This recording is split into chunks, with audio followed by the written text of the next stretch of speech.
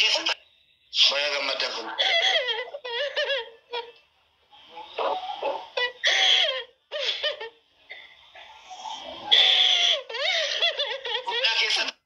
Eenyutu akkatti bu'aseetanii haadha mucayyootidha. Haadha mucayyoo ishee Beerut sanaa gurguramte deesse. Haadhatu miidiyaarra dhufee amma bu'aa jira jechuudha. Boossee haati maraachaa jirti. Dallaalaan inni biyya keessaa haadha kanaan maal jedhaa bilbilee doorsise. Maaliif doorsise? Erga dhugumatti mucaan kun fedha ishiitiin asiitii ulfa furattee deemtee maa haadha doorsisa. Haadha itti bilbilee waan fidduun qabdu mucaa keessa hin arganne ati birriis naa hin kaffallee. Gaafa mucaan kee deemtu jechuudha. Birriis naa hin kaffallee mucaa keessa hin argattu karaa barbaadde deemi. Garagalii dhaqii garagalii naan jedhee. Yaa haati akkasitti boosichuudha. Jennaan ani waan barumsa hin qabneef ani wallaaltu waan an ta'eef natti taphattaayyuu. Waan umti siinsi garagashu sitti haa dhufuu ani garuu humaa gochuu hin danda'uun jedhe yeroo sana. Birrii immoo peestaaliidhaan gaafa isheen barartu seerri dallaala akkasumadha. Gaafa ijoolleen deeman birriin kennamaa fi gaafa isheen bararuudhaan dhuftu birrii 50 peestaaliitti naqeenii taaksii keessatti itti kenne. Birrii kenneeraa fi garuu inni na doorsisaa jira. Ammallee na doorsisaa jira. Dallaalaa sagam sabiyyaatu.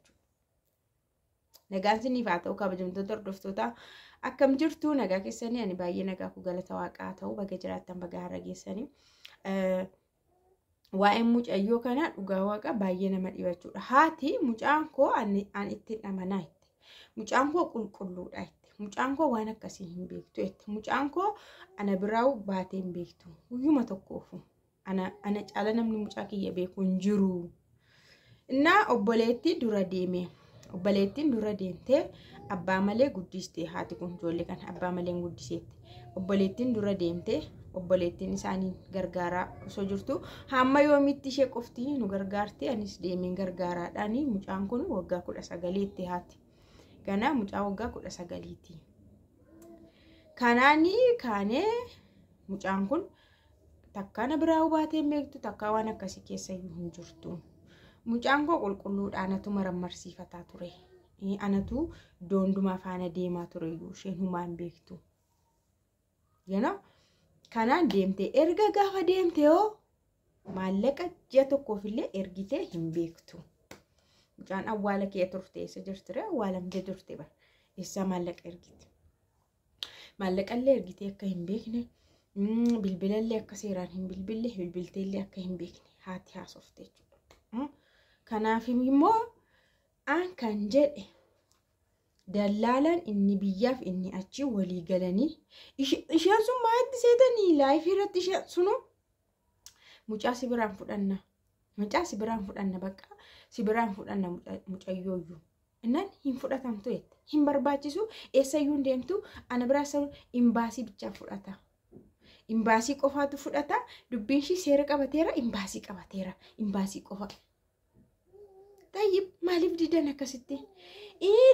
Namicha tokko maqaan isaa iyyuu argitaniittu kan ishee gargaaree falmu kan isheedhaa falmu kan dallaalitti gargaaree falmu afaan Oromoodhaan. Gurbaan sun eenyu maqaan isaa? Inni nama dubbachiisu. Inni mubaarikumayyuu akka hin dubbanne godha baqa. Afaan irratti qabe. Hin qaba afaan irratti qaba. Afaan irratti qaba. Mucaanoo anoo biyyaan fidadhe jettee jedhan. Achi immoo maal jedhu seetanii dura himatteetti akka namicha sana faana ciisaa baatee himattee dubbattee sagaleen ishee waraabamee jira jennaan obboleettiitu sammuu akkamitti akka qayyarsiisan. Look obboleettii kootu akkas jedhinaan jedhe jechisiisaniitu sagalee sana rivise gochisiisan hin qayyarsiisan mucaa sana jechuudha. Itti dhufamnaan jechuudha bira gahamuu kaanaani obboleettii kootu ishee dura jechuudha ishee dura deemte isheetu akkas jedhinaan jennaani akkas jedhee mucaan kun ergi deemte ji'a 7 itti haati kunoo wanti isaa jira jammaree paaspoortiidhaan deemte waan ta'eef mucaan kun onlaayinii irra jira kan ishee guyyaa isheen itti bararte jira seeftee ji'a 7 qulqulluudhaaf ishiin ji'a 7tti weel dahuun hin danda'amu garuu akkuma uumamaatti namni guyyaa isaa fixatee ciniinsuun qabee dhaqee hin dahu jaallattanis jibbitanis ji'a 7tti hin dahama iyyees hin dahama garuu waan biraadhaan dahama rakkoo yoo jiraate gargaarsaan qorichaan baqaqsanii yaaluudhaan hin dahama miixuudhaan garuu abadan haga har'a dhageenyee argines hin beeku kun waan biraati kanaaf mucaa kana dallaala inni biyyaasi maaliif haadha doorsise erga dhugaatee dubbiin kun mucaan kun fedhii ishiitiin akkas taate deemte yoo ta'e dallaala maaltu ilaallata haadha doorsisuu maaliif barbaachise mucaa sana dhowwachuu maaliif barbaachise hin furanna iddoo biraatti bakka furannannaan hin barbaadu na biraa hin deemtu jechuu maaliiftu barbaachise osoo achi deemte mistira gadi baa hiccitee gadi baa mucattiin ukkaamsamtee sodaachisamtee doorsifamtee waan jedhamteetu culculcul jettee yeroo laayifii fidan illee zim jettee mucaan akka ashaanguliitii kaa'amtee waa culculumti yaanni ishillee hin jiru akkatti mucaatti taphatanii mee haata akka maataatu osoo kan qootee akkam ta'a mucaa gayya fuudhanii akkas godhanii itti taphatanii as deebisanii immoo osoo ana doorsisanii ana haadha osoo doorsisanii immoo akkam ta'a ndee namni garamitti deemaa raqoy kan haadha doorsisanu yoollee haadhallee hin abaabballee mucaan kee dhufti mucaan kee maalidha akkasii hin jenne akka isheen uskut jettee xisxinnis hin jenne mucaa keellee hin argattu jedhamte haati kun doorsifamte jechuudha. Innaa hojiin dallaalaa akkasidha. Biyyuma keessattis alattis hojiin dallaalaa akkasii jechuudha dallaalonni kun. Wayi dallaalaan kun hin beekamamti hin argamamti biras hin ga'amamti sanuu dallaalaa seeraan ala. Dallaalaa seera qabeessa hin taane.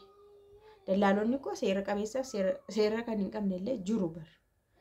Kun ofii isaanii waan guutamuu qabu guutanii wantini sana biiroo sana faana quunnamtii qabaatanii seera qabeessaan hojjetanii jiru.